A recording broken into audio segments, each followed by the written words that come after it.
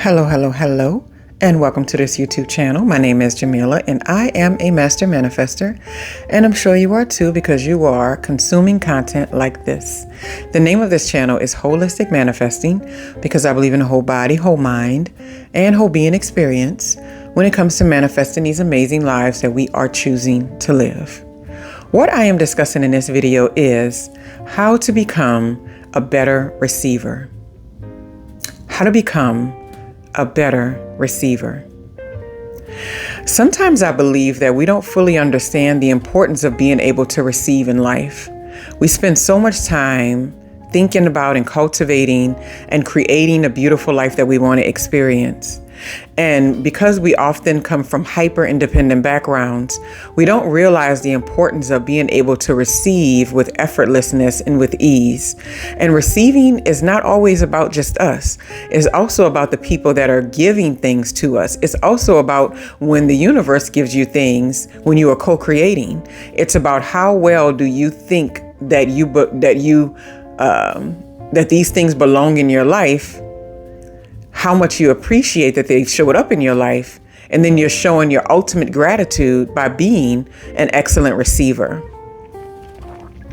Being an excellent receiver is sometimes misconstrued with the idea of taking. But when we look at those two different words separately, receiving is when someone is sharing something with you, when you're being gifted something and you only have to open up and let that thing come to you, right? When the word taking is put in front of us, it means that you are essentially reaching into someone else's space, maybe possibly reaching past their boundaries and getting something that's not necessarily being given to you. So because we've kind of been raised to believe, and it's all in media, it's all in television shows, that when you are a good receiver, that you're somehow a taker at the same time.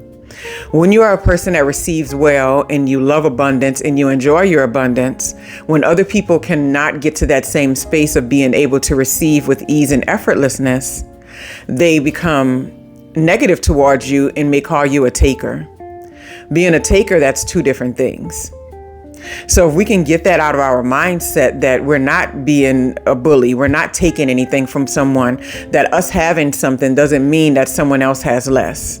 That when something is being given to us, it means that someone had the ability to spare it, that they wanted to have us to have it, that they wanted us to have it in our lives. And that's why we get to experience the thing. That's why we get to receive what it is they're sharing with us. We have to become more comfortable in that space because think about it. When you are cultivating and creating and co-creating and developing the life that you are choosing to live, in order to truly and fully experience that life, what do you have to do first?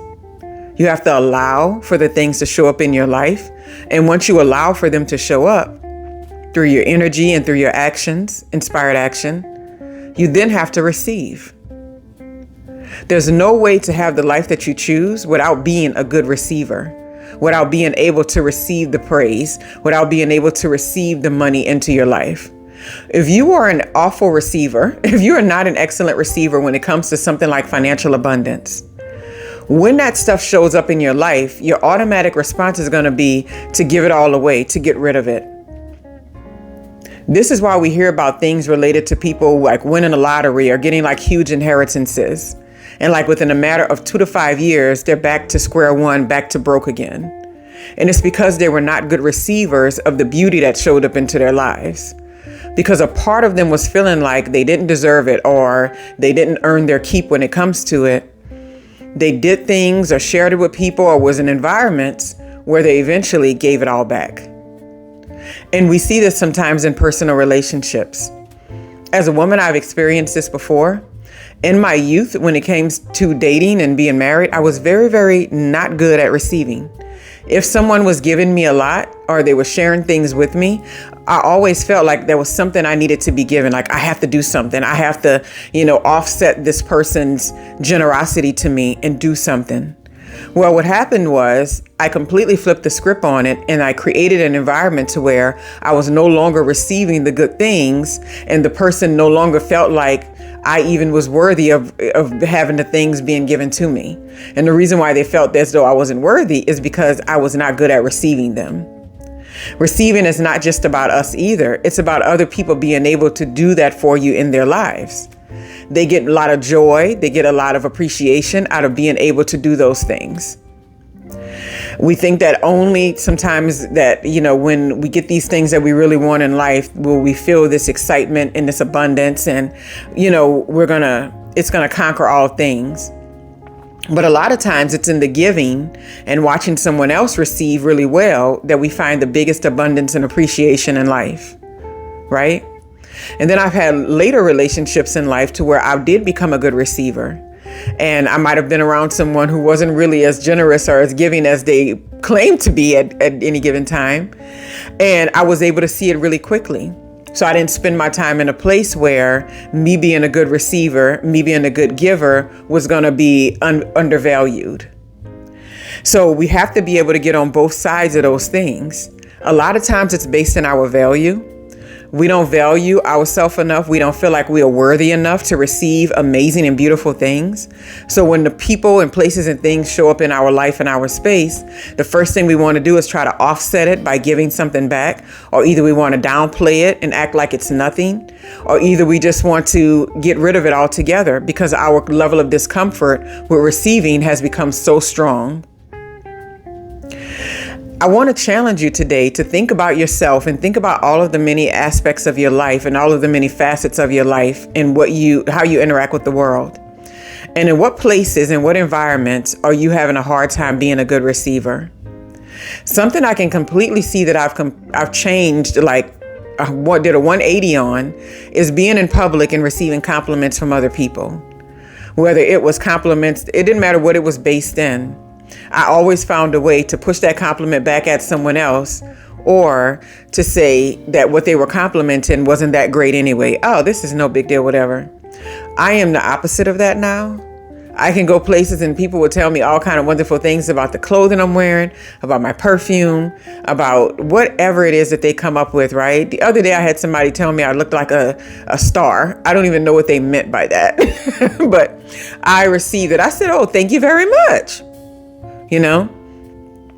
Because we have to get to the place in our lives to where all of these beautiful things that we wanted to be added onto us, that we wanted to be added into our space, that we become soft enough, that we become easy enough to receive it with gratitude.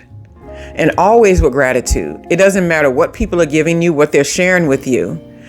If you're receiving it in gratitude, then it's always going to be the powerful exchange that you want to experience. And this is not to say that you don't have times where you are giving things to other people. But if every time you wanted to share something beautiful and something great with others, the only thing they had in return was to push it back at you, or to say they don't need it, or to say what you were given wasn't important, or to find a way to make it, to take away the value in it, how would that make you feel at the end of the day, right? If I'm giving money to someone, like I see someone in need and I'm handing over a few dollars to whatever for them to live their lives, there's a part of me that feels really good that I'm able to give something to them in that particular state of their life, or whatever they're going through, or whatever they're experiencing. Now, if for whatever reason they were like, no, I don't want it, I would feel like some kind of way, not against them, but I would feel like, oh man, you sure? I really want to give this to you. That would be my attitude. That would be my intention. So think about the places in your life where you are not being the best receiver, where you're not being the kind of person that you are trying to cultivate yourself to be. Being independent and being strong has nothing to do with being a good receiver. You can have all the riches in the world. We see this all the time with lots of celebrities, with people that have made a name for themselves in all types of industries that are not necessarily celebrities, but they have a really good life, right? And we see this. What do people do when they see them? What do people do when they come upon them? They give them things. They give them products from their companies. They give them gifts all the time. They let them eat free at their restaurants. They do these things because this person is already in the frequency of the mode of receiving. They've gotten to the place in their lives to where they no longer feel like they always have to be giving something in order to receive something in return. That they know that they've shown up in life and given the best version of themselves, given the most peaceful, the most honorable, the most joyful version of themselves at any given time. So when I'm out in public and out and about and somebody says, you know what? Let me buy that coffee for you. I don't say, oh, no, I can. It's $5. If they're offering to buy it, I'm going to say, thank you.